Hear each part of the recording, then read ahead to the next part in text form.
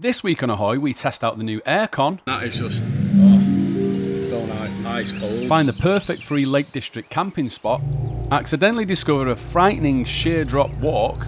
Not the ideal spot to be having a roll about over. And see if we can successfully leave the dogs in the van on a warm day. Put the aircon on, check how long it's going to last. 7 hours. Like getting your freedom back. We're not going to be that long though, we're literally going to be an hour. What better way to test the aircon out than when it's 32 degrees outside? It's absolutely boiling. It is today saying it will be 32. Let's go and see what it's actually saying in the van. What time is it, Charlie? Now? 20 to 1. So it's going to get hotter towards 3. Just have a quick look. Yeah, so it's showing 39 in the van at the moment and 43. So let's put the aircon on and see how much of a difference it's going to make. Just installed an Herbespasher Breezonic Slim HP. It's an air pump, but it's also an air conditioner. I'll just show you how easy it is to turn on the app, because you don't actually need to get in the van to turn everything on. You can turn it on without having to get in the van. We don't actually need to go out into the van, we can just do it remotely. So all I need to do is just go into my Zeliox, go into turn my AC on, which is already on, but I just click there. And then I go into my app for the Breezonic and I literally just turn it on. And then what I can do is I can just go down into cooling turbo and that'll then do it as fast as possible. Let's leave that on for a minute. It's so hot. We just got the system on turbo and that is just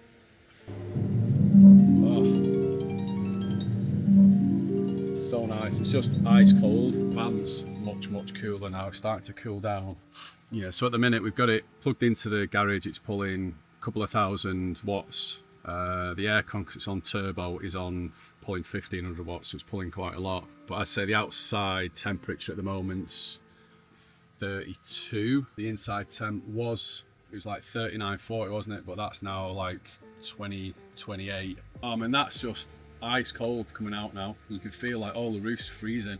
It's not even been on that long. When you're driving, you could easily have it on turbo mode, be really cooling down the fabric of the van and doing this kind of thermal priming. Think of your van as a hot stone in the sun. Change that hot stone into a cool stone, and then when you're parked up, you're not having to have it running on turbo, you can just have it on tick over. Set off for the lakes, but the dashboard temperature gauge started creeping up to a melting 35 degrees. Luckily, the classic British weather came through for us, and the lakes welcomed us with a beautiful blanket of cloud cover to take the edge off. First stop, a quick break by the river so the dogs could cool off their paws. While I kept my eyes on the road, Katie pulled up part for night. She managed to sniff out a cracking wild camping location we'd never been to before, tucked deep into the Tilberthwaite Valley. After a hectic week, this was exactly what the doctor ordered. We had a couple of cheeky drinks, cracked open a book, and had a wildly brilliant, quiet, peaceful night. Fun fact about Tilberthwaite, you're effectively sleeping on history. The valley was a bustling hub for copper mining and slate quarrying from the 18th century all the way up to World War II. What makes Tilberthwaite so incredible is that it's basically an open-air museum. People have been working these hills since the 1600s, and the deep, distinctive green slate dug out from here was so high quality it was used for the roofs of Buckingham Palace. If you look closer at the fells, you'll spot massive hand-built stone spoil heaps and ancient tunnels. In fact, right near the car park is a famous row of 19th century miners' cottages, and just above them sits Penny Rig, where the enormous water wheel once powered the crushing machinery for the copper mines. It's amazing to think that this peaceful valley was once a roaring industrial powerhouse. The next morning brought some very welcome, cooling rain, and the car park started filling up with eager hikers. Bit of a strange question, but have any of the viewers got a tri-paw dog and noticed that they seem to be rolling more? We're trying to work out what's going on, but Nova keeps kind of rubbing and smelling the earth. It's a bit of a weird one, but anyway, I just thought I'd mention it. Let me know in the comments if you do.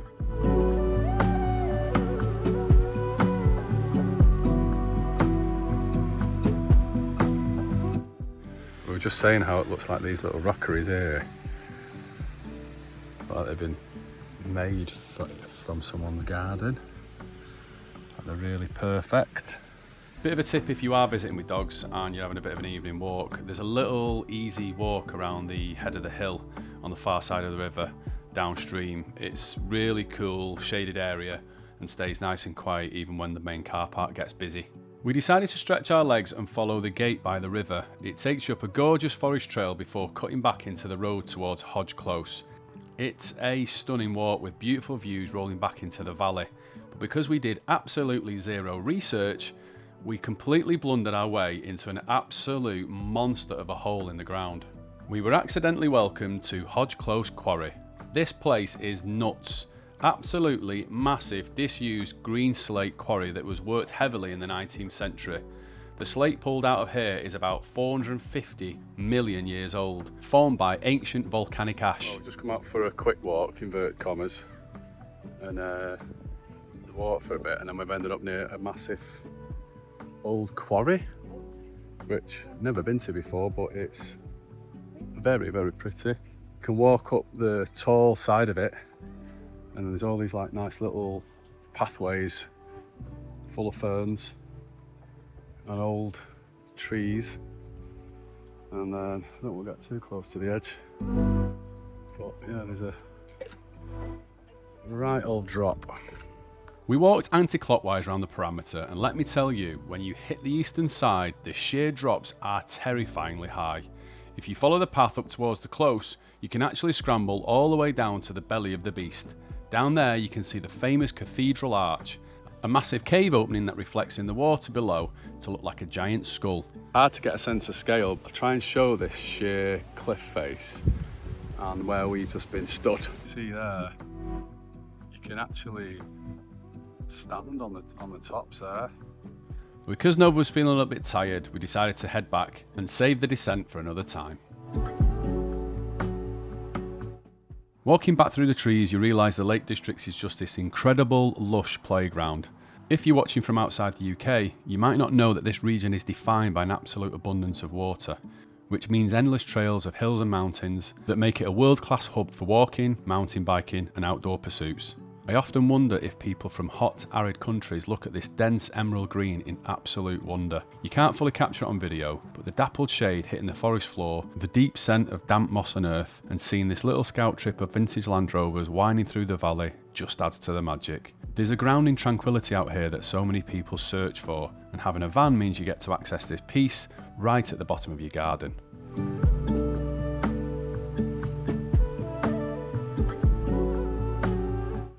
On the way back, we bumped into a chap named Mike and his gorgeous lurcher, Bran. We sat down, cracked open a few beers, and Bran decided to give me a full-on head-to-toe bed bath. He must have loved the salt on my skin, and I'm slightly embarrassed to admit that on the internet. Sorry if you're watching, Mike. I found out that Mike was an amateur photographer, so we spent the evening trading epic camping spots and nerding out about camera gear. This is what I love about van life. You make new neighbours for a night, meet brilliant people, and share the road. It honestly never, ever, ever gets old. Wait, Lokes. Wait, mate. Come back this way. Oh wow, look at that, you can see the patterns in the moon. Just thought I'd share the morning views. To this side, we have a nice river. And to this view, again, we've got the mountains. The next morning we decided to get a closer look what was right in our backyard. Just behind our camping spot, the landscape is completely transformed into this rugged maze of old copper mines and miners' cottages. We scrambled up to explore the deep crevices, fractured rock formations and beautiful old broken trees framing the cliffs. Got all that slate on the edge there. It's like when you go to Blackpool with the penny machines. There's this incredible network of narrow crevice paths and lattice right through the old mine workings. We even spotted a few climbers tackling some of the sheer faces, and it's a seriously cool place to explore first thing in the morning. After stretching our legs in the mines, we packed up the van and pointed the wheels towards Buttermere. To just have a quick little check of the electrics to see what we've used over 2 days. We've not moved. Around 38%, which isn't too bad because we've literally not turned the inverter off, have we, the whole time we've been here. But to get there, you have to tackle one of the most dramatic drives in the area, Newlands Pass.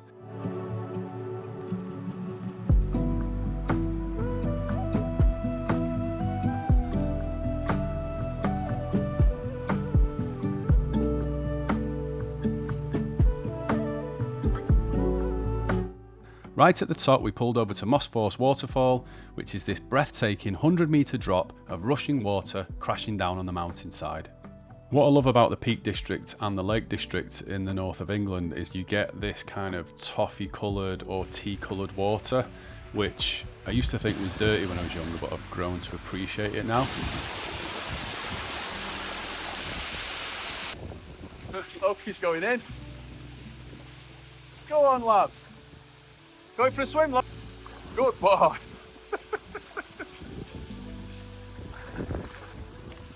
Look at that, we've not even been out that long.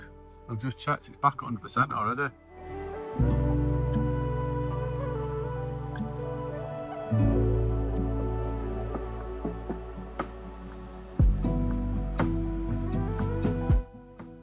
That looks like a screensaver. Once we dropped down to the other side of the pass, we arrived in the stunning valley of Buttermere. The water looked so peaceful and inviting that we just couldn't resist. We stripped down and went straight in for a paddle. There's nothing quite like washing off the dust of an old mine in a crystal clear, ice-cold Cumbrian lake. Again, if you're new to the Lake District, don't forget to check out these little side inlets, which can often be as pretty as the lakes themselves.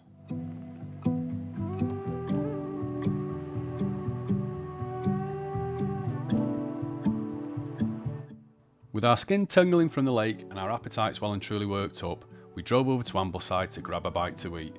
Because the Lake District gets incredibly busy, keeping an eye on the 3 dogs isn't very relaxing.